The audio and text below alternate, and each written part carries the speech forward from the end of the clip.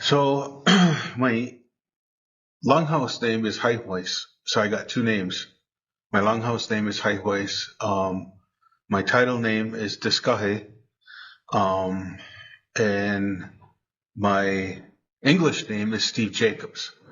Um,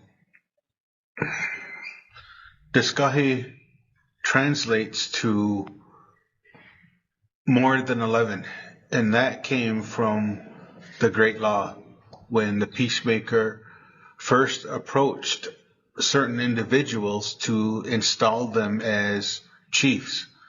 And when he came to this man, he asked him how many people followed him. And he explained to him, he goes, more than 11. He would not give a response other than saying more than 11, that so many people followed him. So that's what Deskaheh translates to, is more than 11. So just, I guess, it's a descriptive language. So, yeah, you know. So Deskaheh was created back when the peacemaker came and united the five nations, the Onondaga, the Mohawk, Seneca, Oneida, and Cayuga. Because we were, I guess, a warring nation. Like we're considered a fierce people, and Sanguayadiso, our creator, did not like that anymore, and he wanted peace amongst us. So the peacemaker came first to the Mohawks and brought everybody together, and then as he went along, he visited each of the five nations and was bringing this message of peace. So that's where it all started from, and we really don't have a year, just like thousands of years old, our Constitution and our great law. So before me, so since Levi, Yes, it's I am the fourth one. So in 1925, when Levi passed away, he held that position for 8 years. After that, it was his brother, Alexander Jack General, and he held that for 40 years. And then Harvey Longboat Sr., which was my uncle, he held that position for 31. And now myself, I am in my 21st year of sitting as Deskaheh. Deskaheh has always been the Cayuga Nation chief, Bear Clan.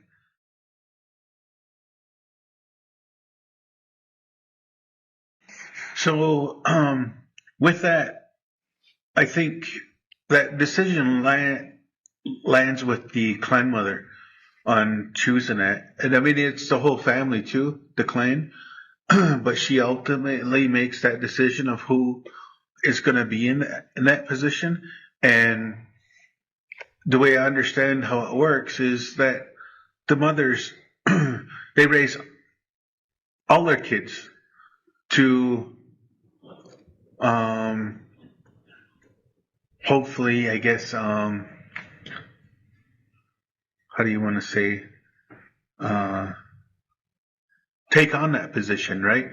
They nurture and they nourish all of the kids, so that, because you never know where their path is going to lead, right?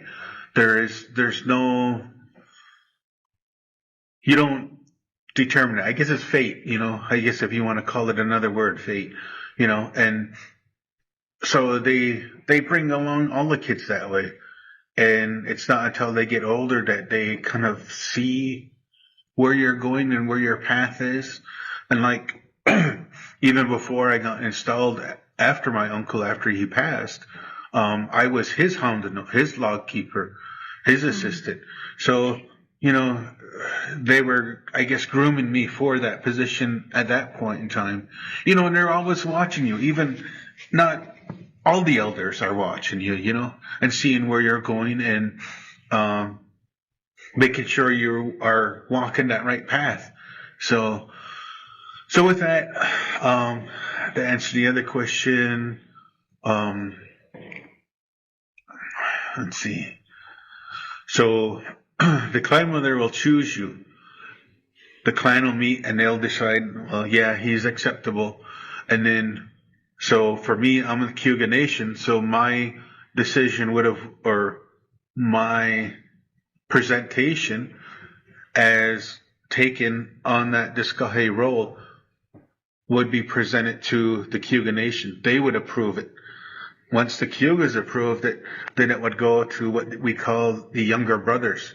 And it's 4 brothers. So there's the Cayugas, the Oneidas, the Tuscaroras, and the Tutelo. So then they would approve it as a group, as a council. And then after that, it goes to a condolence ceremony, we call it, where we're elevating the chief up. And that's when it gets approved by the whole 6 nations. So then the other side would approve it, the Mohawks, the Seneca, and Onondaga. So, and it's by consensus. So everybody has to agree that who they present there is worthy of this position. And it's, it's not like, how would you say,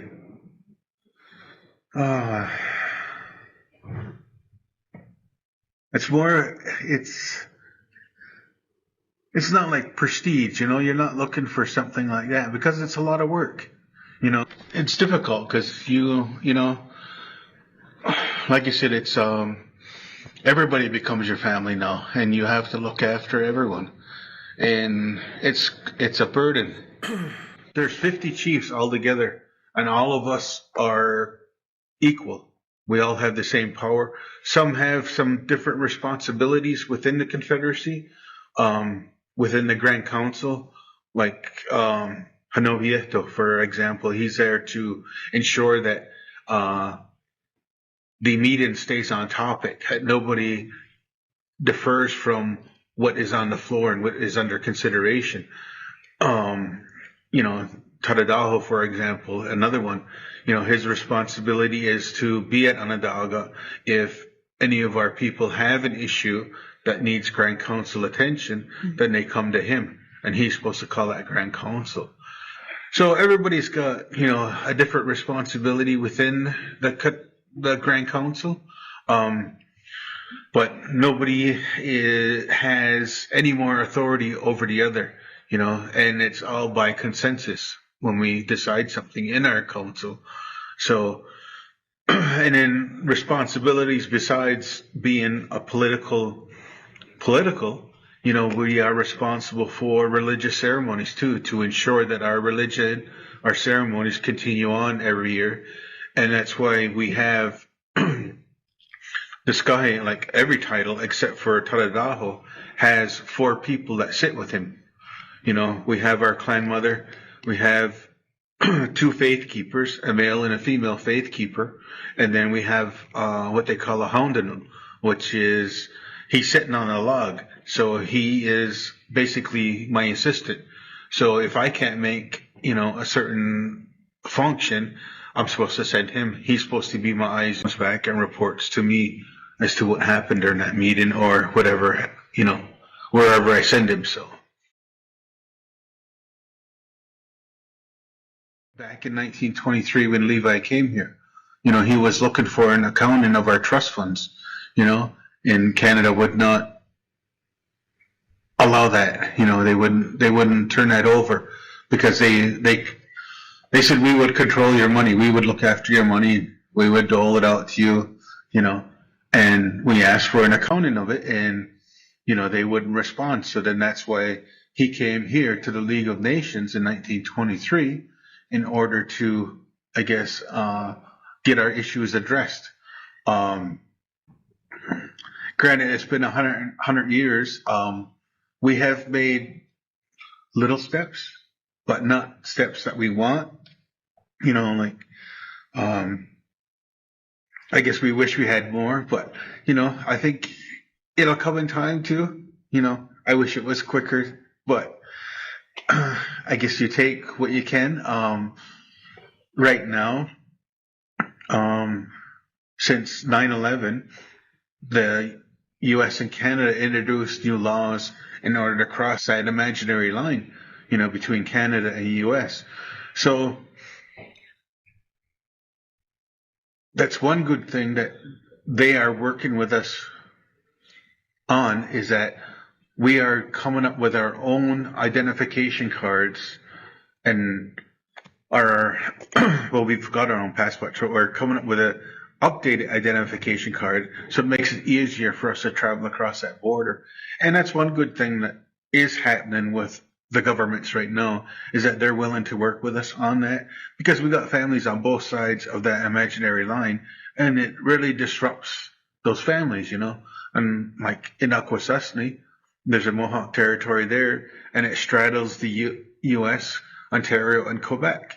You know, so it's got 3 borders within just that one community, and the difficulties they face every day, you know, in just going to the store. So there's been some things that's been positive, you know, other things, you know, like our passport. It's always difficult traveling on our passport. You know, we don't travel on a Canadian or American passport. They try to say, well, just get one, you know, but no, it's not about that. It's about saying who we are as Haudenosaunee. So they want us to take an NGO status, which is non-governmental organization. We're not an organization. We are a government. We are a people. And we got our laws, we got our traditions, and we got our language. So, you know, to say that to accept it as an NGO would be just ludicrous. You know, it's just not right. You know, and it's all about the being sovereign, and that saying who we are. So. In 1923, when he came here, Levi General, as Deskaheh, you know, the city and the citizens really took him in, you know, and offered him that venue in order to deliver his speech that he wanted to give at the League of Nations. So that, I guess, connection and that friendship started at that point, you know, as far as the Haudenosaunee are concerned. So, you know, and then we came back. I think there was a delegation in 1977, you know, and they were again greeted, you know, and at that time, I believe the story was there was a little, well, no, sorry, I go back to this guy himself, Levi, when he was here. There was a little boy, they said, that he greeted, and the little boy was tugging at his, you know, clothing, wanting to speak with him. And one of the adults came along and tried to shoo the little boy away. And this guy said no. He sat down and took the time to talk to him. Okay? Explain who he was, you know. And so when they came back in 77, the story goes is that the mayor at that time was that little boy. So, you know, there's that connection there. And that's what the mayor had asked at that time was, is Deskaheh here? You know, and he never made it at that time. So, so it mushroomed from there, you know, that we had that interaction. And then in 1997, my clan mother, well, it wasn't my clan mother, it was the clan mother for my clan. She was here in 1997. And, you know, they were honored again, you know, at the Palais Anard.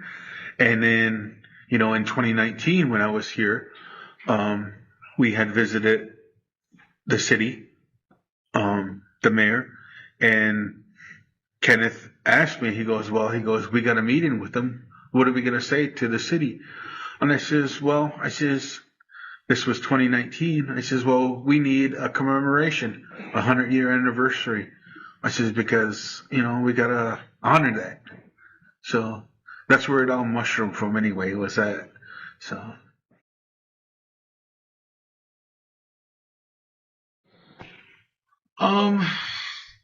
There's many worries, you know, because, you know, when we do make considerations, we have to look to the common faces, they say, you know, the common faces from Mother Earth. We just don't consider how it's going to affect us today. You know, we got to look some people say 7 generations, but I don't agree with that neither because that puts a number on it. We don't know how long, so, and a lot of this climate stuff, our teachings tell us that this stuff is going to happen, so, and there's messages in there on what we're supposed to do too, and I think that's why, in the opening, that's why we give that thanks, we give that thanks every day. I do it every day, to give thanks to what he gave us, because at some point it's all going to go away. So, and I try to strive to I guess make my decisions on that, and looking after those coming faces, So then great. I'll go to the great law of peace first. So that it says in there that the 4 white roots spread out in each direction. And if anybody wants to come under that protection, they follow those white roots to that tree. I guess that we're never gonna give up, I guess, we're always, like you said before, it's been 100 years, and we're gonna continue this fight and, for that future generation. So